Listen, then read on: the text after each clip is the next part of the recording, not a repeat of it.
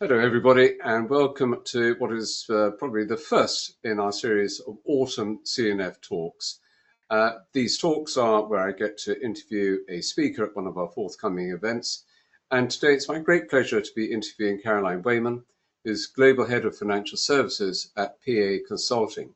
Caroline's going to be joining us to speak at the third annual AI Regulation Summit, which is being held in London on the 11th of November. Caroline, welcome.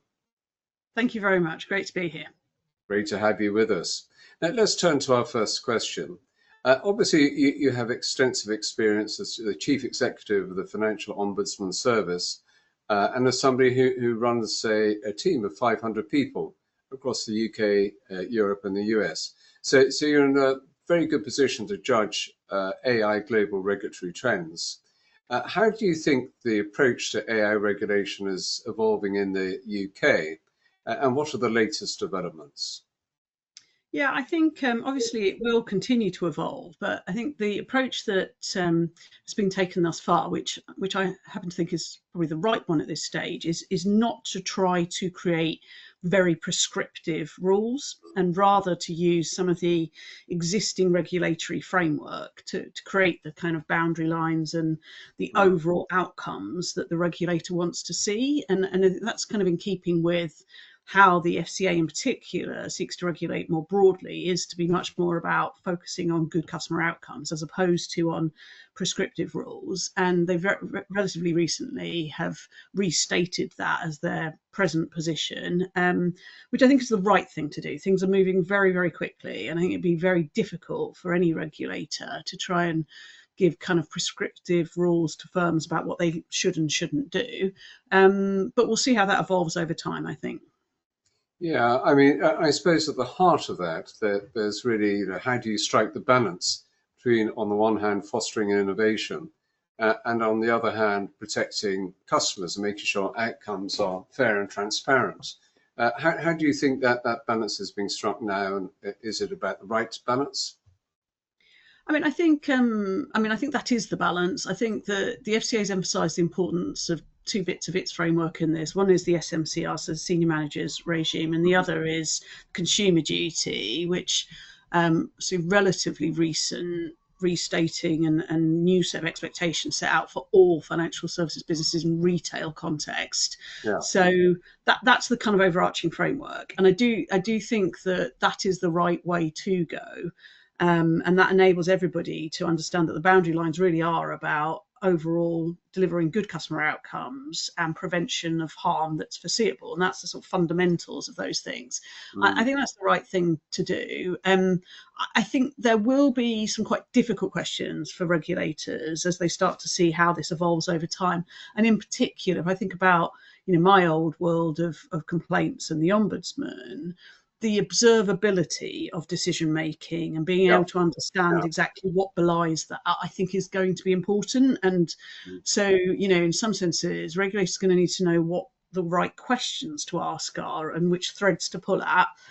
So I think there's quite a lot to work through there. And I could imagine a scenario in which, whether it's just financial regulators or governments more broadly, actually do need to create some more clear kind of absolutes and guardrails, but I don't think that's just an FS regulation question. That's probably a broader one.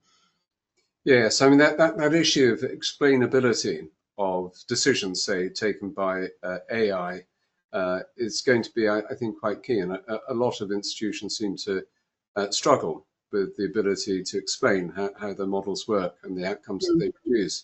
But I guess that's looking really at Gen AI. But the next stage in the development is going to be around agentic AI. How do you feel about that? Is this going to be a helper, or is it going to be a threat? I think it must be both, is my honest answer. And I think none of us really know quite how far and how fast this will go. But I think we know enough to know that it is going to be absolutely transformative to the way that we work and the way that we live. I definitely think, and as a kind of somebody with a regulatory background, of course there must be threats therefore in there. There are considerable risks as a result of that, but there are also considerable opportunities. And one of the things that I quite often espouse is that I think we have a sort of tendency to think the counterfactual, particularly when we think about this in a customer service context, is that the human is providing something that's perfect, and that's the counterfactual to an AI intervention, including agentic AI. And actually, that's not really the case, is it? Because we humans are fallible. Yeah. And I think there's a particular challenge in trying to make sure that we don't just codify and build in all of our existing human unconscious bias. The Mm. opportunity, it seems to me, amongst other things, is actually trying to bring that out of the system and not have the same degree of unconscious bias that we all have as humans. And I think, some really transformative things that I think we can do, particularly, for example, in supporting vulnerable customers. That's a really tricky topic for every business, certainly for every financial services business. And so you're thinking about ways in which actually we can do better. And that has to be the aspiration, not just as do as well as. It's like, how do we do that better? But yeah, I think there have to be kind of guardrails to manage at the same time as well.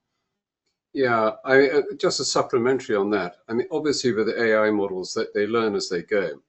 And so is there the danger that, well, whereas you may be able to remove human unconscious bias, you'll begin to find an AI developed bias as a result of that learning process, that autonomous learning process? I think so. I think that must be a very real risk. And I mean, part of, the human condition of unconscious bias is all to do with making, sort of bypassing connections. Because you go, oh, yes, well, I'll just go straight to this point because I don't need to do the working out. Yeah, And that's part of how our unconscious bias works, isn't it?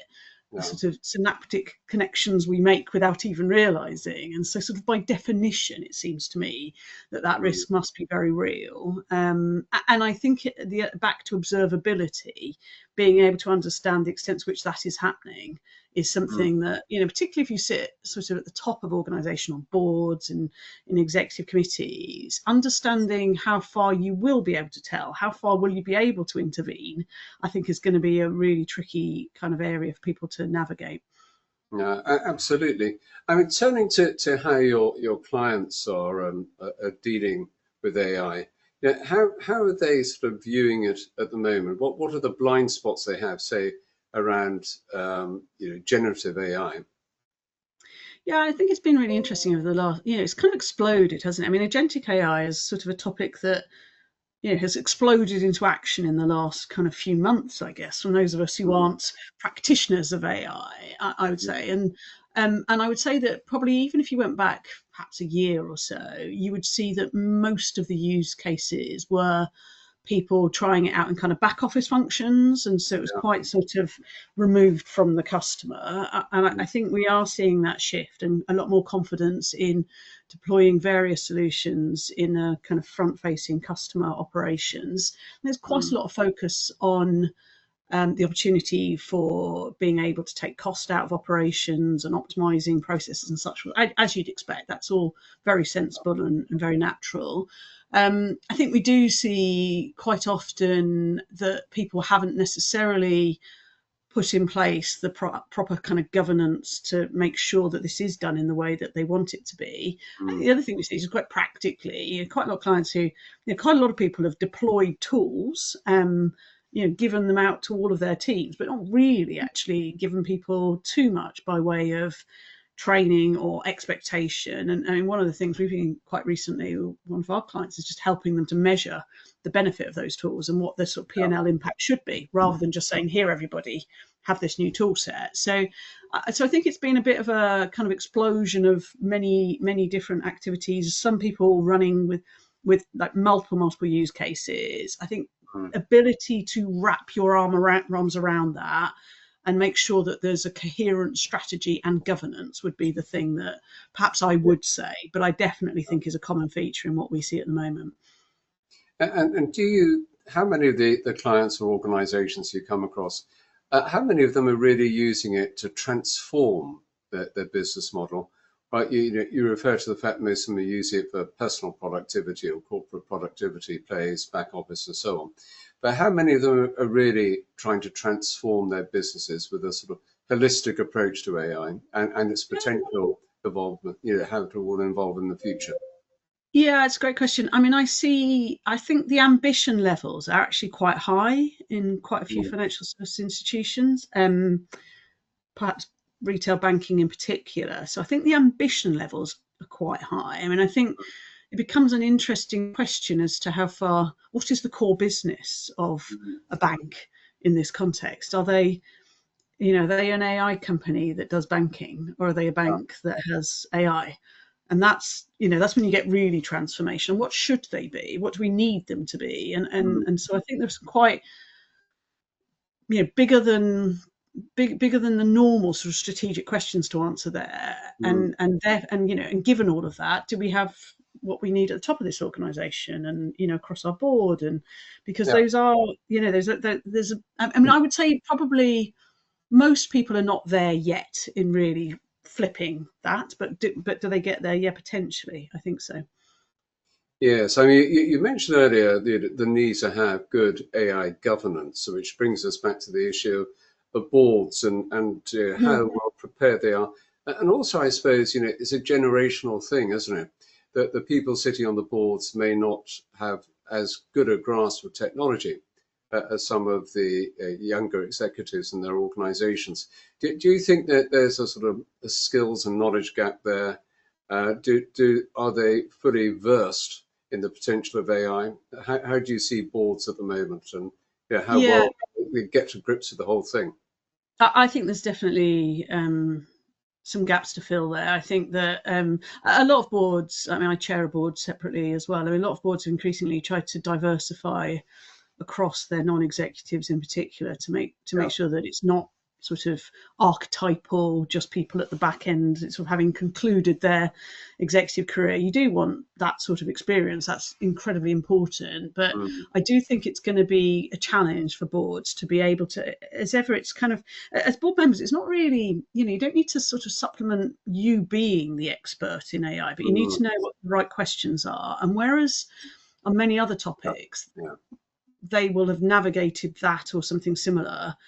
The extent to which people are prepared for this and up to date enough on development, I think is going to be a challenge. I think the other thing is the extent to which boards, how will they know how much is being deployed in an organisation? Like, how can they tell what models are being operated and how are they functioning? Mm. So I think there's going to be quite an important element of helping organisations to both probably change some of the kind of makeup of their boards and Yeah. potentially excos as well, but also being able to upskill people around the table to be able to ask the right questions and pull at the right threads, because in the Mm. end that's a big part of what you're doing as a non-executive, is trying to make sure that you hold the organization to account, but you know the right things to be asking and probing, and I think that will be a challenge. Yeah.